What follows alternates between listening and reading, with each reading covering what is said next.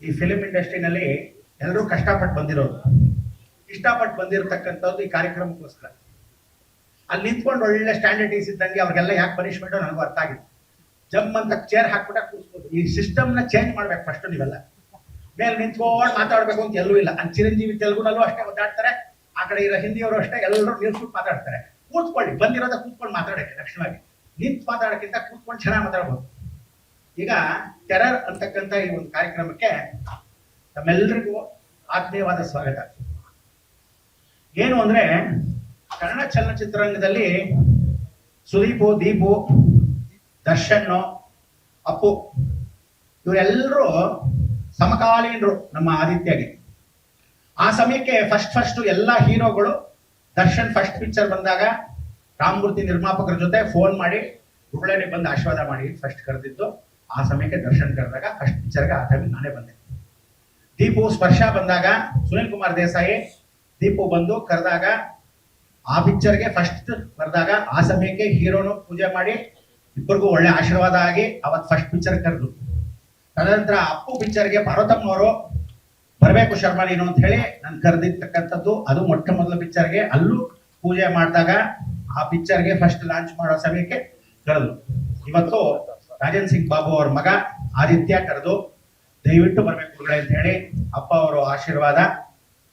ಇವತ್ತು ಒಂದು ಒಳ್ಳೆ ಮತ್ತೊಂದು ಸಲ ಕಾಲಿಡ್ತಾ ಇದೆ. ನೀವೆಲ್ಲ ಅನ್ಕೊಂಡು ಹಾಗೆ ಟೆರರ್ ಪಿಕ್ಚರ್ ಮೊದಲನೇ ಪಿಕ್ಚರ್ ಅಲ್ಲ ಆದಿತ್ಯಂದು, ಮೊದಲೇ ಕಾಲಿಟ್ಟಿದ್ದಾರೆ. ಆದ್ರೆ ಕನ್ನಡ ಚಿತ್ರರಂಗ ಬಹಳ ಜನ ಹೊಟ್ಟೆ ಕಿಚ್ಚು ಜನ ಜಾಸ್ತಿ ನಮ್ಮಲ್ಲಿ. ಎಷ್ಟೋ ಜನ ಪ್ರಕಾಶ್ ರಾಯ್ ಅಂತವ್ರು, ರಜನಿಕಾಂತ್ ಅಂತವ್ರು ಹಳೇಪುರನೆಲ್ಲ ಏನ್ ಮಾಡ್ತಾರೆ, ಸುಂದರರಾಜ್ ಅವ್ರು ಹೇಳ್ದಂಗೆ ತಮಿಳ್ ಪಿಕ್ಚರ್ಗೆ ಯಾಕೆ ಹೊಟ್ಟೋಗ್ತಾರೆ ಅಂದ್ರೆ ಕನ್ನಡದಲ್ಲಿ ಗೌರವ ಕೊಡಲ್ವಲ್ಲ ಅಂತ ಬೇಜಾರು ಮಾಡ್ಕೊಂಡ್ಬಿಡ್ತಾರೆ.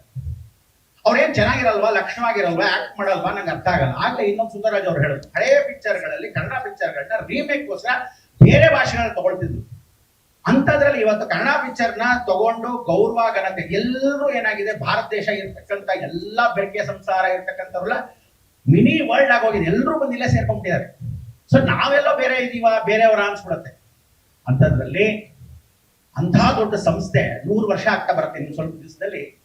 ಅಂತ ರಾಜೇಂದ್ರ ಸಿಂಗ್ ಬಾಬು ಅವರ ವಂಶಸ್ಥರು, ಅವರ ತಾಯಿಯವರು, ಅವರ ಸಹೋದರಿ ಕೂಡ ನಿರ್ದೇಶಕರಾಗಿ ಎಷ್ಟೋ ಜನ ಇವತ್ತಿನ ದಿವಸ ಆ ಊಟ ಉಪಚಾರಗಳನ್ನ ಹಾಕಿ ಅವರ ಒಂದು ಸಂಸ್ಥೆಯಲ್ಲಿ ಪುಟಾಣಿ ಏಜೆಂಟ್ 1, 2, 3 ಇಂದ ಹಿಡಿದು ಅವರಲ್ಲಿ ಬಾಲ್ಯ ನಟನಾಗಿ ಎಷ್ಟೋ ಕಾರ್ಯಕ್ರಮಗಳನ್ನ ನನಗೆ ಕರೆದು ಬಾ ಅಂತ ಹೇಳಿದಾಗ ಇಂಥ ಒಂದು ಸಂಸ್ಥೆ 100 ವರ್ಷ ಆಗ್ತಾ ಬರ್ತಾ ಇದೆ.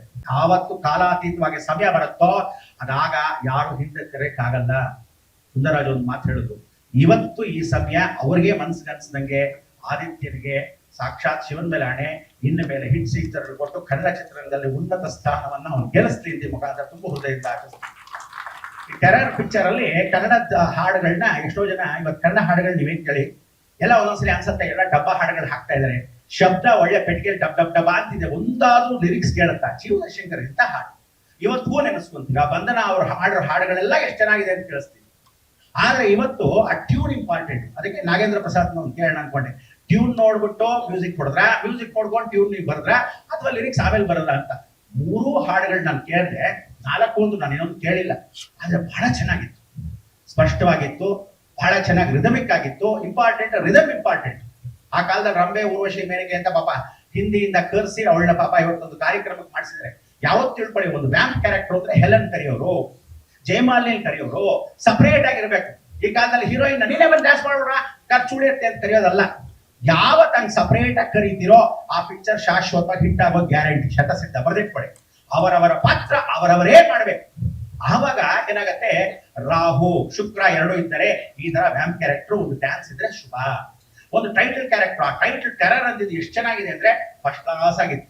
ಅದಾದ್ಮೇಲೆ ಒಂದು ಸ್ಲೋ ಪ್ಯಾಥೋನಲ್ಲಿ ಎಲ್ಲ ಹಳೆಯ ಆರ್ಟಿಸ್ಟ್ಗಳನ್ನ ಕರೆದ್ರು, ಕೀರ್ತಿರಾಜನು ಕರೆದಿದ್ರು, ಬಹಳ ಸಂತೋಷ ಪಟ್ಟೆ.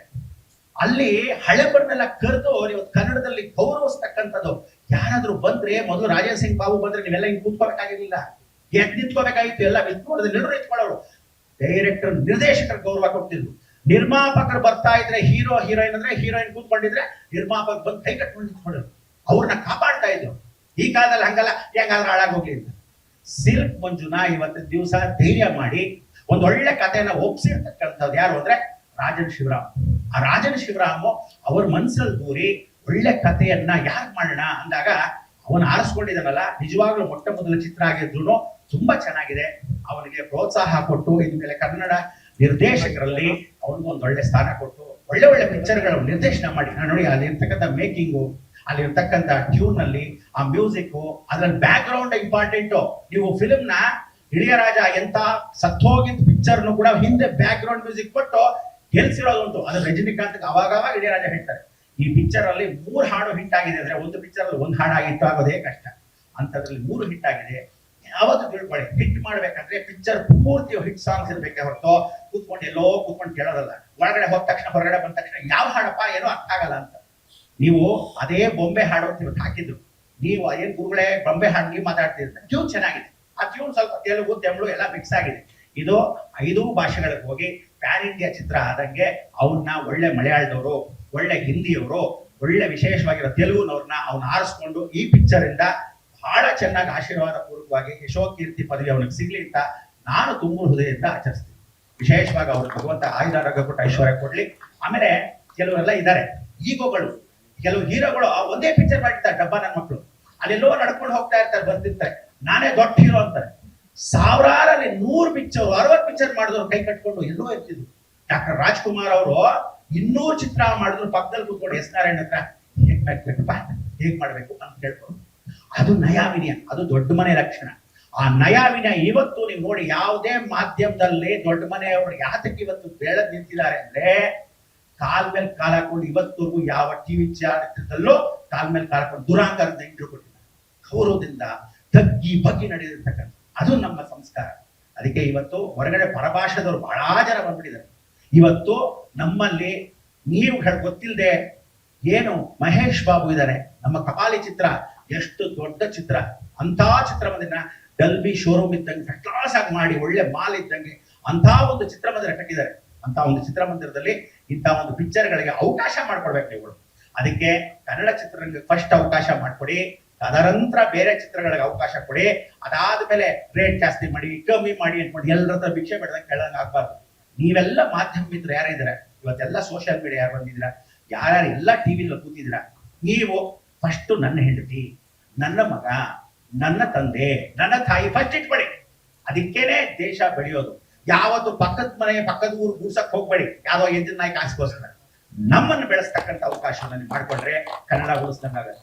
ಆದ್ರಿಂದ ರಾಜೇಂದ್ರ ಸಿಂಗ್ ಬಾಬು ಅವರ ಮಗನಿಗೆ ಒಳ್ಳೆ ಯಶೋಕೀರ್ತಿ ಸಿಗ್ಲಿ, ನೀವೆಲ್ಲರೂ ಪ್ರೋತ್ಸಾಹ ಪರಿಪೂರ್ಣವಾಗಿರ್ಲಿ.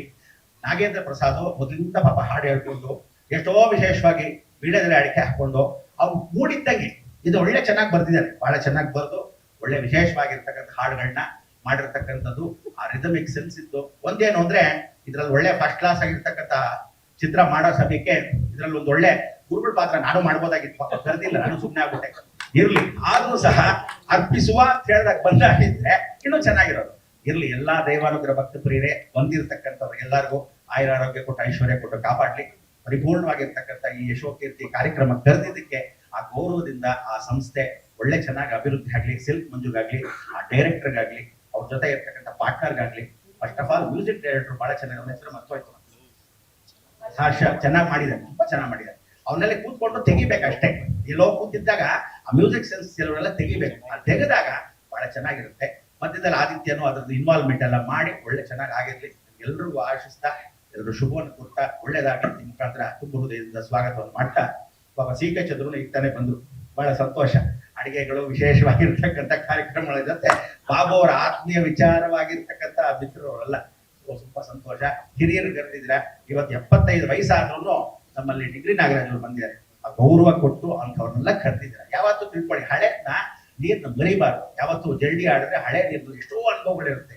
ಅವ್ರಲ್ಲಿ ಇರ್ತಕ್ಕಂಥ ಆಶೀರ್ವಾದನೆ ತುಂಬುವುದೇ. ಅದರಲ್ಲಿ ಆದಿತ್ಯ ತುಂಬಾ ಮೆಚ್ಕೋಬೇಕು. ಏನಂದ್ರೆ ನಮ್ಮ ಹಳೆಬರು ಎಲ್ಲರೂ ಇರ್ಬೇಕು ಅನ್ನೋ ಆ ಒಂದು ನಿಯತ್ತು, ಆ ಒಂದು ವಿನಯತೆ ಅವನಲ್ಲಿದೆ. ಆ ವಿನಯತೆ ಅವನು ಕಾಪಾಡತಕ್ಕ ಮುಖಾಂತರ ಚಾಮುಂಡೇಶ್ವರಿ ಕೃಪಾಶೀರ್ವಾದ ಸದಾ ಇರ್ಲಿ ಅಂತ ಹೇಳ್ತಾ ನನ್ನ ಮಾತಿಗೆ ಸಾಧಾರಣ ಮೈಕ್ ಕೊಟ್ರೆ ನಾನು ಗಂಟೆಗಟ್ಟಲೆ ಮಾತಾಡ್ತೀನಿ. ಜಯದೇವಿ ಶಾಖ ಹಿಡಿದು ಮೈಕ್ ಕೊಟ್ಟರು ಒಂದು ಗಂಟೆಗಟ್ಟಲೆ ಕುತ್ಕೋಬೇಡಿ ಅಂತ. ಆದ್ರೂ ಸಹ 1-2 ನಿಮಿಷ ಹೆಚ್ಚು ಮಾತಾಡಿದೆ, ಮಾತಿಗೆ ವಿರಾಮ ಕೊಡ್ತೀನಿ.